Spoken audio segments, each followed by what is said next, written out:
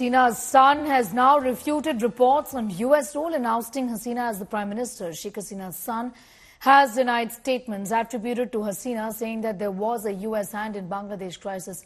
He went on to say that statements attributed to his mother, Sheikh Hasina, are completely false and fabricated, and that no statement was made before or since her departure from Dhaka. This after news reports claim that Hasina, who is now in India, blamed the US for regime change in Bangladesh and that she could have remained in power if she had given St. Martin Island to the US, a fishing hub located near the Bay of Bengal, to build a military base. Reports also claim that Khalida Zia's party was adamant giving this island to the US in return for help in winning elections. I'm going to go straight across to Ashutosh, getting in more details, reporting from Ground Zero at this point in time. While the politics of it continues vis-a-vis the statement coming in now from the son of Sheikh Hasina, who says that my mother never made these statements. The fact of the matter is that on ground there is a great concern. In spite of the new interim government, atrocities against minority Hindus, Ashutosh continues. What more can you tell us? Sneha, the world has been in denial, but what India today is showing is actually the documentary evidence of those mob literally targeting the minorities. Just minutes ago, I was reporting from the ISKCON temple in Meherpur. Remember those images which surfaced and gone viral? Exactly, we are in the same district. And Meherpur district happens to be the bastion of the Jamaat-e-Islami and several other extremist organizations. So clearly, the world media has never bothered to come to this place. India today is here, and what you see right behind me is a property, literally, a well-doing family, lawyer for 5 generations, Mr. Bhattacharya.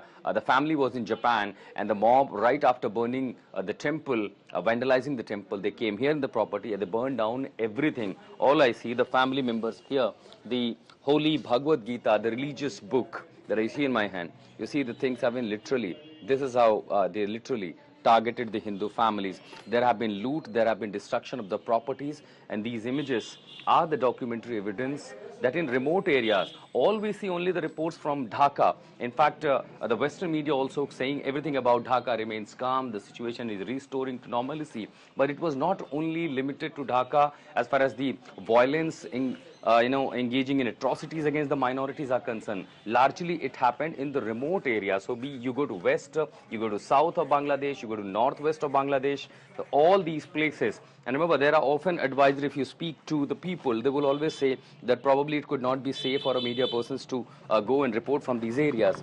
We travel literally 275 kilometers to reach to this place and bring you these reports that how, the violence and the properties were looted. You see these live images from Meherpur, how they are being literally targeted. I mean, clearly these all are Muslim-dominated areas. Not a single property was touched. Only, first we see the temple. There is another house which ransacked and literally set ablaze, totally burned down to ashes now, and several other people. Now this person, Mr. Bhattacharya, happens to a well-doing family. If you see what has happened to his property, imagine if you go to the villages and extremely remote areas, there are Hindus. You see the protests happening in Dhaka. Let me tell you, in Meherpur, there are nearly 7,000 Hindus.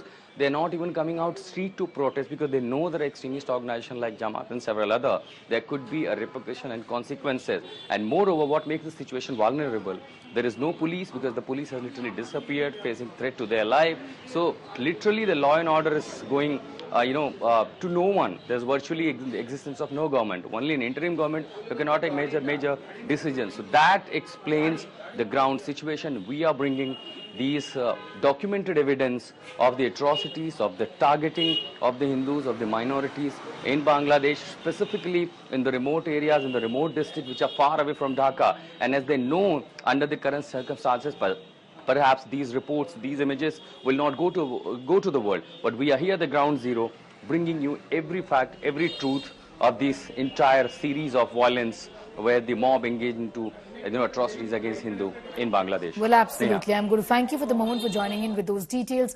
Ashutosh Mishra with that report. Now, amid raging violence against minority Hindus in Bangladesh, in several areas, both Hindus and the nearby Muslim community are coming to protect holy temples. India Today is the only channel reporting from the epicenter of violence. My colleague Ashutosh Mishra is there and he gets us this ground report, this exclusive ground report. Take a look. There have been people who are in denial with regards to the burning down, vandalizing temples or the atrocities on Hindu. I have traveled nearly 300 kilometers from Dhaka to Meherpur, a bordering district of Bangladesh, Indo-Bangladesh, and Meherpur happens to be the dominated areas of Jamaat-e-Islami and several other organizations.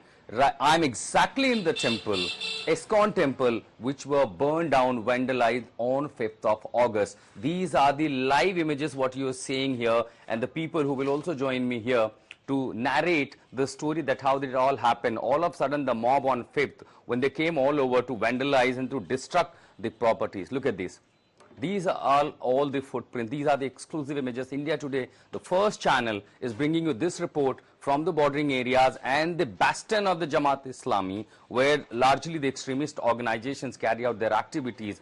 And on the day when in Dhaka, when there is, we say the situation is coming to normalcy in Dhaka, when the protesters were carrying out protests, it engaged into the violence. Here the extremist element, literally ransacked the entire temple premises. Now this was one temple which is on a rented premises that has been constructed. So here the followers of ISKCON, they all barely in a few number, but Hindu minority, remember, there are nearly 100 to 150 families who are all around this area. Several people, though mobbed in, they literally looted the properties. And now I'll take you inside the temple. All I see, the holy books, Bhagavad Gita, literally burned down. And you really cannot find out what all the holy books, the religious books, all are kept here. Somehow the followers are still coming and trying to take whatever they could, whatever is left over in this violence. These are the holy books, the prayer books of the ISKCON group, everything has been burned down. Now what could be those people who with the intention of looting would potentially burn down the religious book of some other faith and other religion? So clearly this looks like, handwork of the extremist organization who used this opportunity, engaged into violence. There's Prabhuji ISKCON, who's in charge of this temple. All I see, Lord Krishna's poster, banner, literally vandalized, and here the ISKCON chief. So everything, all I see, only the destruction. This entire building was set ablaze. There is nothing left. There are, probably, and there are few Hindu families who also came out. They are in fear, they are in concern, there are apprehensions, and because of the fear, they are not even coming out. Remember, in Dhaka, you were seeing the protest by the Hindus, but in areas like this Meherpur and the remote part, where hardly even the international media or anyone even bothered to travel, in these places, Hindus are not even coming out. There are now no policing system. 5 तारीख के पहले जो 5 बजे लगभग 5 से 5:30 बजे इधर से वो लोग आक्रमण पहले शुरू किया. आप देखते इधर जो ईट जो स्टोन और पेट्रोल का बम है वो निक्षेप करने के लगा.